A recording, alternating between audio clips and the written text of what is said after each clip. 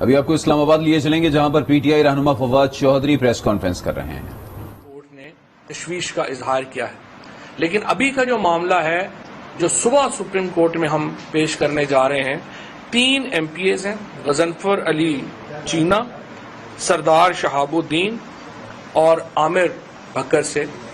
ان 3 MPAs نے اپنے ایفیڈیوٹس supreme court میں جمع کرائے ہیں، جن ایفیڈیوٹس جو ہیں ان میں یہ بتایا گیا ہے کہ کس طرح سے انہیں پیسوں کی آفر کی گئی۔ عطا تارڑ جو ہے اس نے ان سے بات کی اور پہلے انہوں نے کہا کہ آپ اگر ہماری مدد کریں تو ہم بھی آپ کے بہت کام آ سکتے ہیں۔ انہوں نے کہا کہ مثلاً کتنا کام آ سکتے ہیں۔ انہوں نے کہا نہیں آپ بتائیں آپ کی کیا، ہمیں کتنے لوگ چاہیے۔ انہوں نے کہا جی ہمیں 10 لوگ چاہیے۔ تو اس نے کہا نہیں ہمارے پاس 14 لوگ ہیں، یہ گفتگو ہو رہی ہے اور 14 لوگوں کے لیے ہمیں 14 ارب روپیہ چاہیے۔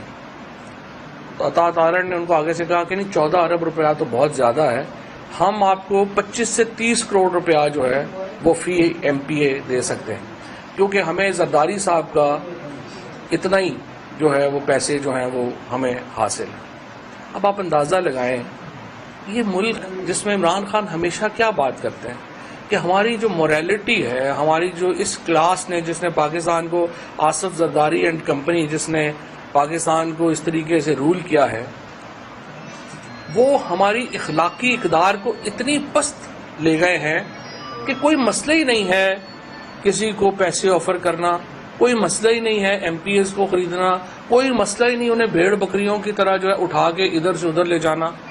ہمارے یہ جو مسعود مجید صاحب ہیں ان کو ترکی پہنچا دیا گیا ہے، 40 کروڑ روپیہ لے کے مبینہ طور کے اوپر ان کو وہاں پہنچا دیا گیا ہے، اور یہ پیسے زرداری صاحب ماشاءاللہ دے رہے ہیں۔ اب یہ زرداری صاحب کون ہیں؟ زرداری صاحب یہ پیسے کو باپ کے پیسے نہیں دے رہے، یہ سندھ حکومت کا پیسہ ہے۔ آپ نے ابھی دیکھا کراچی میں جو حالات ہوئے، وہاں پہ ان کے پاس نالے کھولنے کے لیے پیسے نہیں ہیں، MPA خریدنے کے لیے 40 کروڑ روپیہ جو ہے وہ آصف زرداری یہاں پہ دے جا رہا ہے، اور ایک تماشا لگا ہوا ہے۔ سپریم کورٹ اور عدالتیں، الیکشن کمیشن سے تو خیر کسی خیر کی امید ہی نہیں ہے۔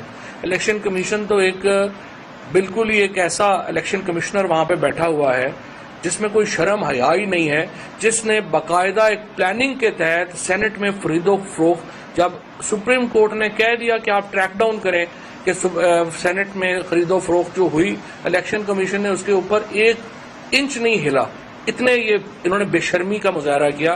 اگر الیکشن کمیشن نے اس وقت ایک کھلے عام جس طرح سے ووٹیں بک رہی تھیں اس کو روکا ہوتا، پاکستان کو بہتر آج ماحول ملتا۔